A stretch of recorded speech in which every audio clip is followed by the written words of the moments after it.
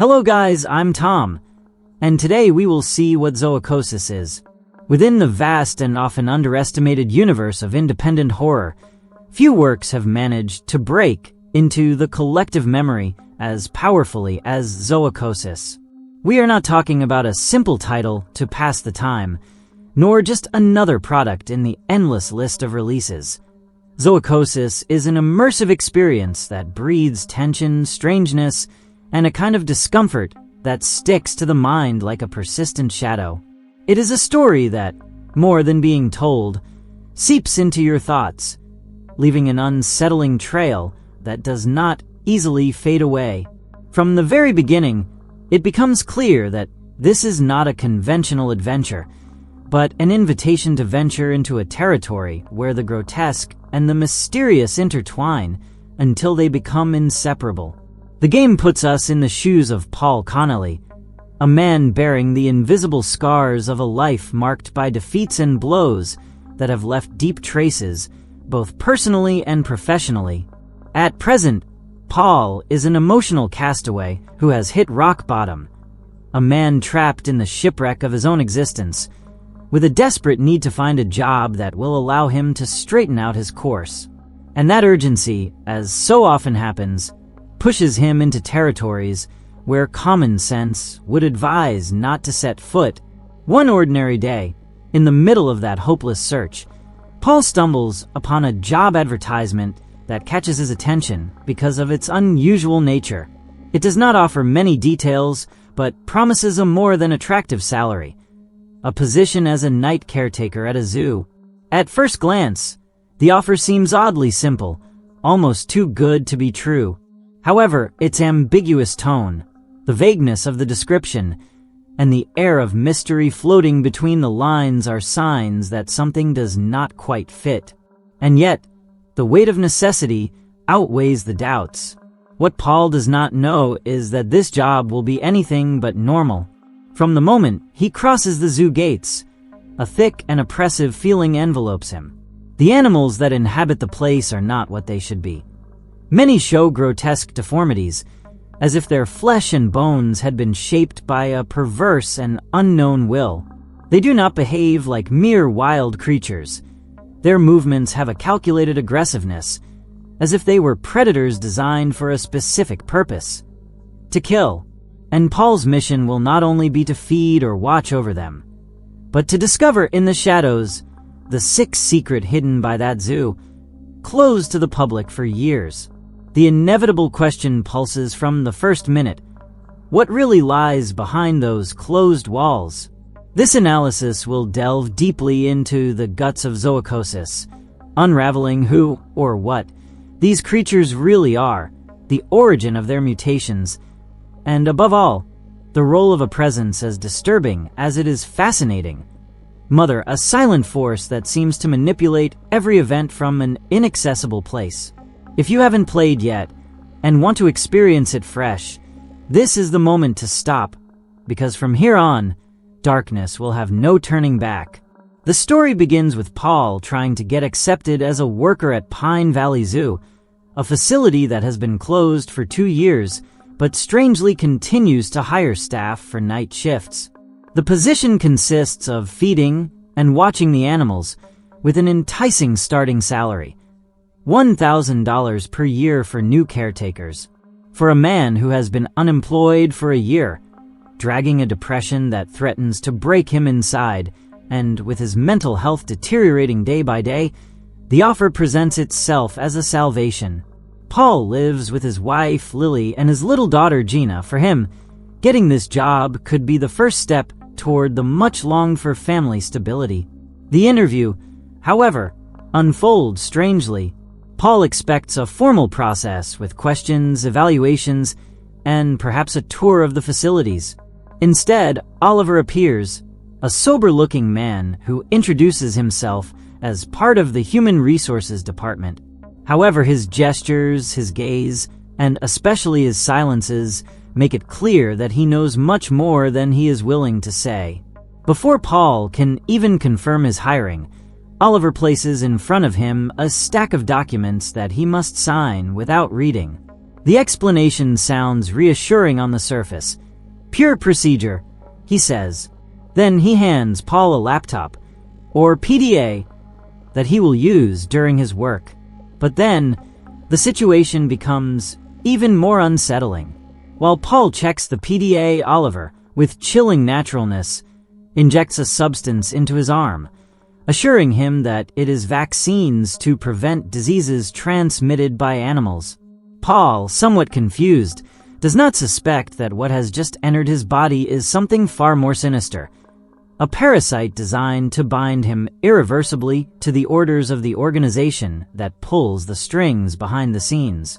Paul loses consciousness, and while he lies unconscious, Oliver confiscates his phone. Upon waking, he receives precise instructions on how to use the PDA, feed the animals, and administer medicines to those who are sick. If he meets expectations, the position will be his. On his first night, Paul receives a disturbing message. The wife of a scientist asks him to check if her husband is in the zoo laboratories. This confuses him. He had no idea there were laboratories on the premises, but moved by a mixture of curiosity and empathy, he agrees to help. Among his tasks, Oliver orders him to feed the animals with meat. Nothing out of the ordinary, until the most chilling order arrives: to kill a woman suspended over a meat grinder. Horrified, Paul refuses. It is then that Oliver reveals a repulsive truth. Those animals only consume human flesh. Paul's decision not to kill her does not change the fact that, from that moment on, he is already trapped. Oliver then confesses that the injection was not a vaccine, but a lethal parasite that, over time, will transform him into a monstrous creature, just like the zoo animals. According to Oliver, the only way to save himself is to obey every order without question. If he does, they will extract the parasite before the mutation becomes irreversible. Little by little, Paul discovers that hidden deep within the zoo are laboratories where Mother is studied, an entity discovered in the Arctic that produces parasites daily from its own body. These organisms have a disturbing morphology. They resemble worms or centipedes, with 2 front limbs ending in human hands, a tiny face, and a head covered with tiny holes. Their teeth are human-like, and their aggressiveness is wild but calculated. Their infection method is as simple as it is brutal. Direct contact is enough for them to enter the body, usually through the mouth, starting a process of physical and mental transformation that culminates in an insatiable, meat-thirsty creature, increasingly violent. The organization uses these parasites as a tool of control. Keeping the monsters alive requires constantly feeding them. If they go hungry, they attack indiscriminately. Officially, the zoo is under renovation, but in reality, it functions as a center for experimentation and containment.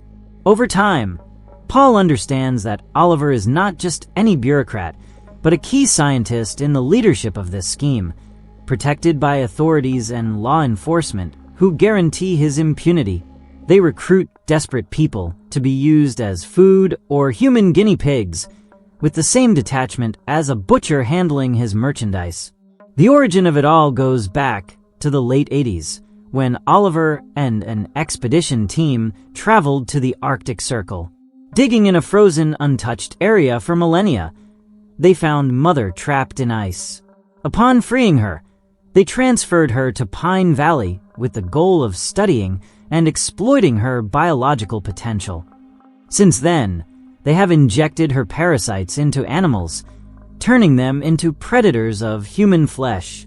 Mother was confined to the most inaccessible area of the laboratories, while the organization continued its experiments with surgical coldness, indifferent to the price paid in human lives.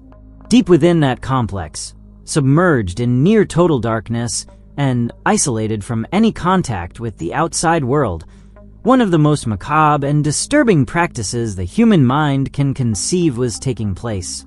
There, in that inaccessible core reserved only for the elite of the organization, Mother was kept alive meticulously, as if she were a cursed jewel whose power had to be preserved at all costs. It was not just about keeping her alive. They ensured she was fed with human beings, delivering victims systematically as offerings to a voracious god. People were brought within her reach, chained or reduced to a state of total helplessness, and left at the mercy of an appetite that knew no satiation. The screams, when there were any, were lost within the soundproof walls, absorbed by the indifference of those witnessing the scene. However, the atrocity did not end there. What began as a feeding system to keep Mother captive soon transformed into something much more twisted. Over the months, Oliver and the group of scientists serving the organization took a step further, crossing a boundary that, at first glance, even they had not considered. Leaving behind experiments with animals to begin using people as test subjects was not a spontaneous decision.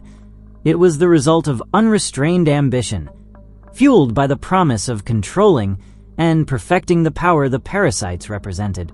The consequences were so gruesome that the coldest minds among them never fully managed to erase the images engraved in their memory. Among those researchers was a man named CJ, whose true identity would come to light much later. He was none other than the husband of the woman who had secretly contacted Paul, begging him to help find him. CJ had initially believed in the scientific facade of the project, but the deeper he delved into the operation's core, the clearer it became that what was practiced there was not science in the noblest sense of the word, but a perfectly planned machinery of cruelty. Upon understanding the true extent of the horror, something inside him broke, and he decided to rebel.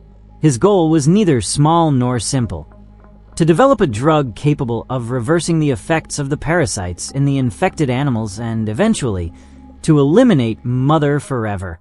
The risk was monumental, because any attempt at sabotage was punished with a slow and exemplary death. However, CJ found silence and patience to be his best weapons, hiding his experiments beneath layers of routine work. During his research, CJ made a discovery as extraordinary as it was dangerous. If he managed to capture female parasites and extract their blood, he could obtain a fluid of unique composition, a poison that was not only lethal to Mother, but, theoretically, could annihilate her completely.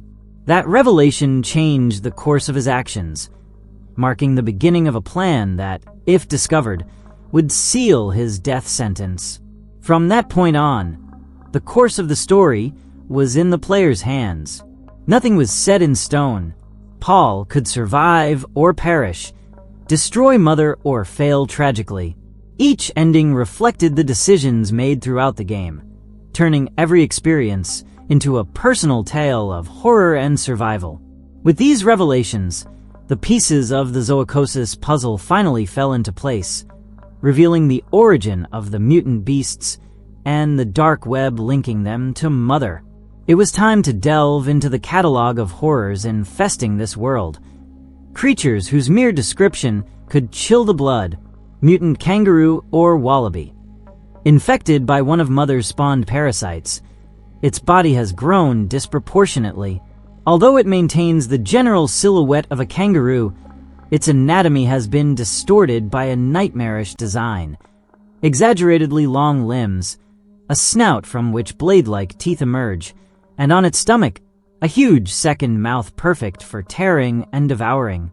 Its claws end in sharp points, and its eyes, completely white, seem to gaze beyond reality, giving it an almost spectral presence. Mutant elephant, a nightmare colossus whose skin is torn, revealing masses of raw muscle as if its own body were ripping apart from within.